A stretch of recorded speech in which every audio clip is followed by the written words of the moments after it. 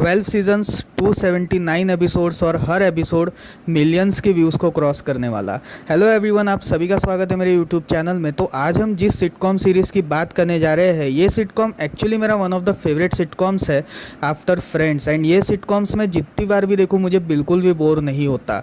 तो इस सिटकॉम का नाम है द बिग बैंग थ्योरी। अब यहाँ पर इस वीडियो में मैं आपको बिग बैंग थ्योरी के रिलेटेड काफ़ी सारी ऐसी बातें बताऊँगा और उसी के साथ साथ मैं ये भी एक्सप्लेन करने की कोशिश करूँगा कि आखिर क्यों सिटकॉम्स इतने ज़बरदस्त होते हैं और आप सभी को सिटकॉम्स देखना चाहिए। एक्चुअली मैं एक नई सीरीज़ स्टार्ट की थी मैंने फ्रेंड्स के साथ, फ्रेंड्स सिटकॉम सीरीज़ के साथ, कि इस बार मैं सिटकॉम्स के ऊपर वीडियोस बनाऊंगा, इसलिए ये इसका एक सेकंड एपिसोड है। और अगर आप सभी ने अभी तक इसका पहला एपिसोड नहीं देखा है तो लिंक डिस्क्रिप्शन में आप चाहे तो देख सकते हो। सो आज मैं आपको बिग बैंग थ्योरी के बारे में बताऊँगा और ये भी एक्सप्लेन करने की कोशिश करूँगा कि आखिर क्यों ये series one of the best है। So without wasting any time let's start this video. तो इस कंप्लीट सिटकॉम सीरीज़ की यानी बिग बैंग थ्योरी की शुरुआत में चक लॉरी और बिल प्रैडी ये दोनों अपने सॉफ्टवेयर कंपनी के दिनों की बात कर रहे थे, जहां पर इन दोनों को एक एक्चुअल आइडिया आया। और ये आइडिया कुछ ऐसा था कि एक लड़की जो अपने परिवार और अपने बॉयफ्रेंड को छोड़कर एक अनजाने शहर में बसती है, तो उसके लाइफ में क्या क्या एक्सपीरियंसेस आते हैं। और इसी आइडिया के साथ इन्होंने अपना पहला ड्राफ्ट बनाया और ये ड्राफ्ट बना द बिग बैंग थ्योरी। अब यहाँ पर इस सीरीज़ की ये कैरेक्टर, जो जिस कैरेक्टर के बारे में बिल प्रैडी और चक लॉरी बात कर रहे थे, ये कैरेक्टर बनी पेनी, जो इस सीरीज़ की one of the most lead character है। अब यहाँ पर ये जो बिग बैंग थ्योरी की स्टोरी है ये 4 अलग अलग कैरेक्टर्स के ऊपर बेस्ड है और इन चारों कैरेक्टर्स के ऊपर इस कंप्लीट स्टोरी को लिखा गया है। पहले कैरेक्टर का नाम है डॉक्टर लेनर्ड हॉफस्टैडर। ये एक एस्ट्रोफिजिसिस्ट है और उसी तरीके से ये एक साइंटिस्ट भी है, इसलिए ये बचपन से ही काफ़ी जीनियस है। सेकेंड वन है डॉक्टर शेल्डन कूपर, जो लेनर्ड की तरह ही एक एस्ट्रोफिजिसिस्ट है और ऊपर से वो स्ट्रिंग थ्योरी के ऊपर काम कर रहे हैं। स्ट्रिंग थ्योरी ज़्यादातर मल्टीवर्स या फिर जो ऐसा ब्लैक होल वगैरह की थेरीज होती है उस पर ज़्यादातर स्ट्रिंग थेरीज काम किया करती है।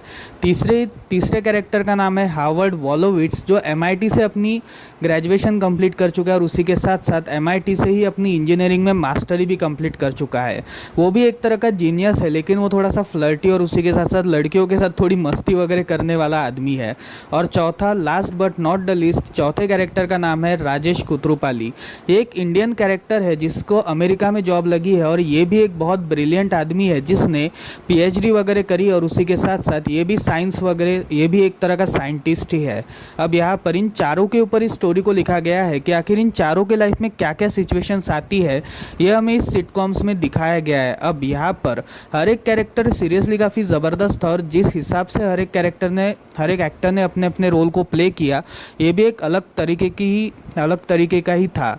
अब यहाँ पर ये जो कंप्लीट सीरीज़ है ये नर्ड कल्चर और उसके साथ गीक कल्चर को रिप्रेजेंट करने का काम करती है। अगर आप सभी नर्ड को नहीं जानते, नर्ड कल्चर या फिर गीक कल्चर क्या होता है, तो नर्ड एक्चुअली वो लोग होते हैं जो ज़्यादातर इंट्रोवर्ट किस्म के होते हैं या फिर शाय किस्म के होते हैं, उन्हें ज़्यादातर नर्ड्स कहा जाता है। और ये एक नर्ड कल्चर को डिफाइन करने वाली सीरीज़ है। एक्चुअली इस सीरीज़ की खास बात यही है कि इस सीरीज़ का कोई भी कैरेक्टर ओवर मस्कुलिनिटी को प्रमोट नहीं करता। जैसे फॉर एग्जाम्पल हर एक सीरीज़ या मूवीज़ में दिखाया जाता है कि एक हीरो 4 लोगों को मार रहा है, उसी तरीके से इस सीरीज़ में ऐसा नहीं दिखाया गया है, बल्कि इस सीरीज़ के हीरो कुछ ऐसे हैं जिनके अंदर सोशल एंग्जाइटी इश्यूज़ है या फिर ये काफ़ी शाय और लड़कियों से बात करने में काफ़ी शर्माते हैं। इसलिए जितने भी नर्ड लोग हैं, यानी जो भी इंट्रोवर्ट और शाय किस्म के लोग हैं, वो इन कैरेक्टर्स से ज़्यादा कनेक्ट कर पाएंगे और वो खुद को इन कैरेक्टर्स के साथ रिलेट भी कर पाएंगे। जैसे फॉर एग्जाम्पल मैं भी एक्चुअली एक बहुत बड़ा नर्ड किस्म का आदमी हूँ और मैं भी बहुत बड़ा शाय हूँ और मैं लिटरली इस सीरीज़ से काफ़ी कनेक्टेड हो पाया और उसी के साथ साथ ये सीरीज़ से मुझे काफ़ी कुछ सीखने का मौका मिला। अब यहाँ पर इस सीरीज़ की फेमसनेस आप इस बात से भी जान सकते हो कि इस सीरीज़ में स्टीफन हॉकिंग्स, फिर उसके बाद स्टीव वॉजनियाक, फिर उसके बाद बिल गेट्स, देन स्टैनली और उसी के साथ साथ काफ़ी सारे बड़े बड़े लोगों ने इसमें अपना कैमियो रोल परफॉर्म किया, जैसे इलॉन मस्क वगैरह।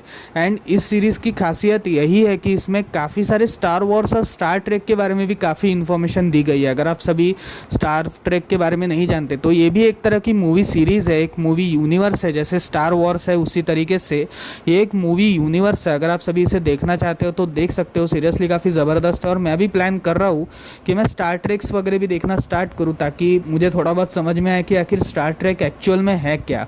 एनीवेज, यहाँ पर ये सीरीज़ पूरी तरीके से इन्हीं लोगों पर बेस्ड है कि आखिर इनके लाइफ में, इन चारों की लाइफ में कौन से अलग अलग तरीके के एडवेंचर्स आते हैं और यही एक सिटकॉम को अच्छा बनाती है।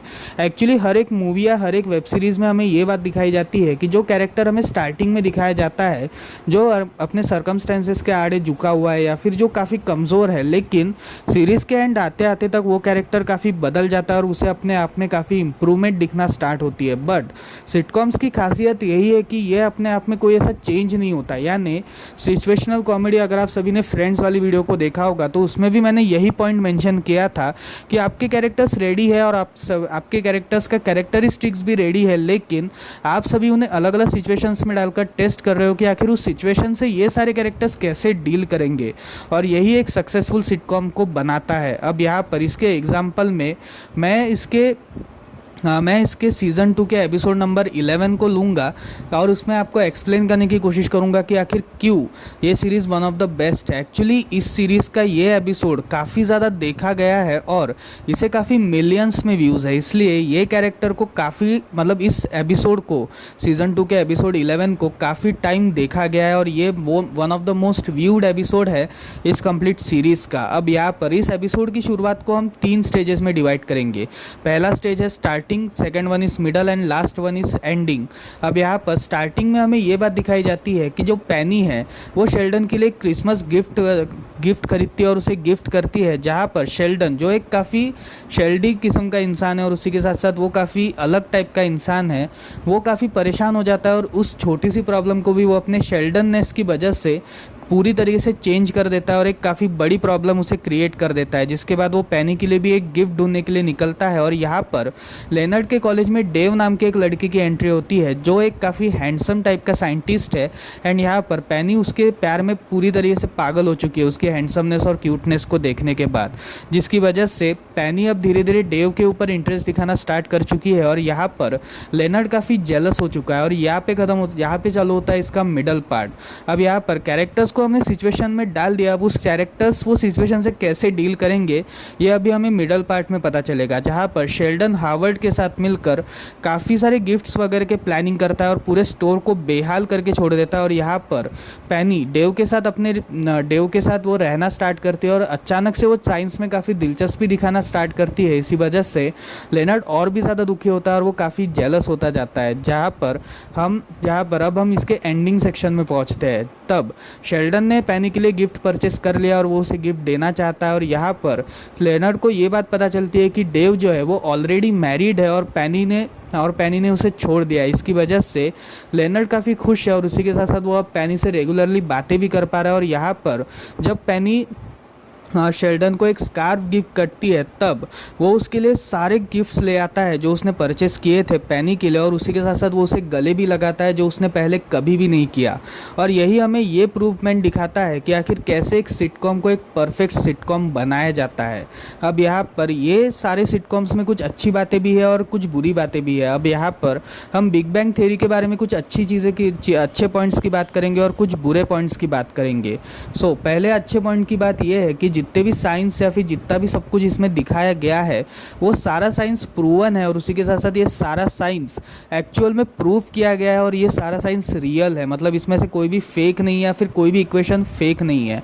और उसके पीछे रीज़न ऐसा है कि चक लॉरी और उसके साथ बिल प्रेडी जब अपनी स्क्रिप्टिंग वगैरह का काम करते थे उसके बाद वो अपनी स्क्रिप्ट एक प्रोमिनेंट साइंटिस्ट को देते थे और वो साइंटिस्ट इसमें एक साइंस का तड़का भी ऐड किया करते थे। इसलिए ये सीरीज़ में पूरी तरीके से साइंस के इक्वेशंस को रियलिटी में कन्वर्ट किया गया है। एक्चुअली इस सीरीज़ का सेकंड मेजर पॉइंट यही है कि इस सीरीज़ की एक्यूरेसी, एक्चुअली इस सीरीज़ इतनी एक्यूरेट है कि जो मायम बैलिक का कैरेक्टर है जिन्होंने एमी फेला फॉलोवर का कैरेक्टर प्ले किया है जो शेल्डन की गर्लफ्रेंड है, वो खुद भी एक न्यूरो साइंटिस्ट रह चुकी है और सीरीज़ में भी उन्होंने एक न्यूरो साइंटिस्ट की ही भूमिका प्ले करी है। तो समझ सकते हो कितने ज़्यादा एक्यूरेसी इस पूरे सीरीज़ में हमें देखने को मिलती है। और यही इस सीरीज़ की सबसे खासियत बात है कि कि सीरीज़ हमें 1% का भी बोर नहीं करती, मतलब कौन से भी मोमेंट पे ये सीरीज़ हमें बोर नहीं करती। वरना ज़्यादातर जो वेब सीरीज़ या मूवीज़ होती है वो कुछ पॉइंट पे आके हमें एक बोरिंगनेस फील कराना स्टार्ट करती है, लेकिन ये इतनी लंबी चलने वाली सीरीज़ हमें एक भी एपिसोड में बोर नहीं करती, और यही इसकी सबसे खास बात है। अब यहाँ पर हम बात करते हैं इसकी कुछ बुरी चीज़ों की, जैसे इसमें काफ़ी रेसिस्ट जोक मारे गए हैं इंडियंस के ऊपर, तो शायद से आपको थोड़ा बहुत इसमें ऑफेंसिव लगेगा, लेकिन मैं आपके यही उम्मीद करूँगा कि यार इसको आप ऑफेंसिव वे में बिल्कुल मत लीजिएगा। ये सिर्फ एक कॉमेडी वे में है, तो आप इसे हंसकर छोड़ सकते हो।